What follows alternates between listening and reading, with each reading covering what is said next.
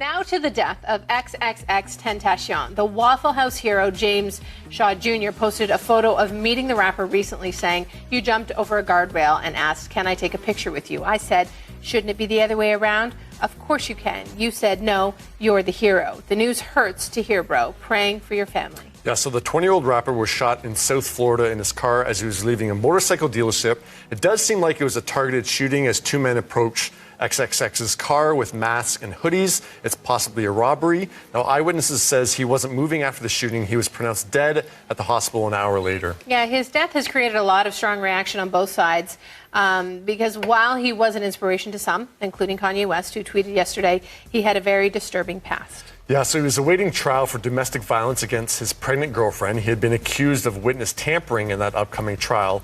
And in an interview, he admitted to beating up a woman and attacking a guy in prison because XXX accused him of being gay and looking at him for too long. So XXX's past had gotten him removed from Spotify's playlist last month, but he was recently put back on, and today Spotify has created a playlist in tribute to the rapper, which many are not happy about. Yeah, so some are paying tribute online while some are applauding that he's dead. Iggy Azalea weighed in on Instagram saying, "I'm not overlooking any of the things women accused him of doing, but I'm generally saddened by XXXTentacion's passing because it was so unnecessary. We need to think more about the things we give value to. To see people celebrating his death is just another example of that troll mentality that's rewarded and encouraged to our own detriment." I would agree. XXX had been working on improving himself. In October, he publicly apologized to women he disrespected, as he put it, and he donated $100,000 to domestic violence prevention programs. And in an eerie video to see today, he talked about his own death on Instagram live in December.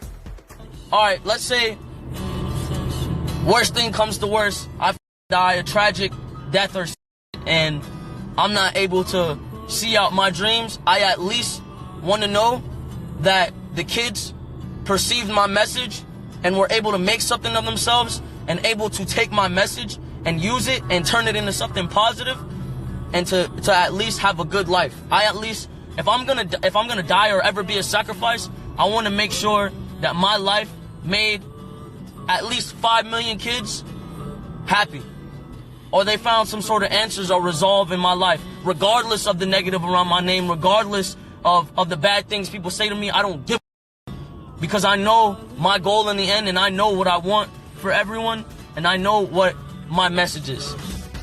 Yeah, so Jeanette says, haven't heard of him, don't know his music. I think that's a lot of people today and last night when this news came out. He isn't a mainstream star just yet. Yeah, he got a lot of publicity with that Spotify thing going back and forth. But no, this is a huge debate online right now. Of course, you never want to wish death on anyone.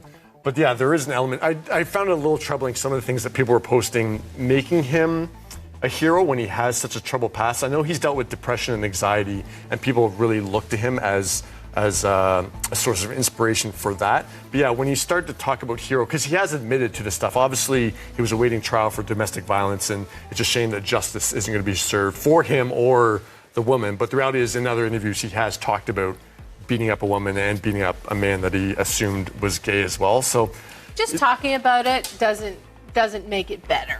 You know, it doesn't make it better. It doesn't give people a right to troll someone who has just died. Yeah. That's just, it's a cheap shot. It's not right. You shouldn't do that. But the reality is, you know, he beat women, right? And so that's a problem. And so I find that that's a hard thing to, I don't know. Yeah, I just think it's an element that just because somebody makes music that you like, I don't think they should necessarily be a role model for you or a hero. I think there's, like James Shaw Jr., amazing hero, someone to really look up to even though he's not famous. I think sometimes being a hero gets caught up in being famous. Like people become role models just because they're famous and you like their music. I think, yeah, XXX really people had should be role models for the way they live their lives. Yeah. The things that they do outside of the spotlight. The things you do in front of the spotlight, that's great. That's really wonderful. But there was a lot of stuff that he did behind the scenes that wasn't great, that obviously he was about to answer for. And he was trying to improve himself. That's what it sounds like he was trying to do by making these donations, and even his statement saying that women are disrespected. It was much more than regardless, that's someone's son, that's someone's family member, and that's incredibly sad. And it's gun violence again, and that's incredibly upsetting for sure.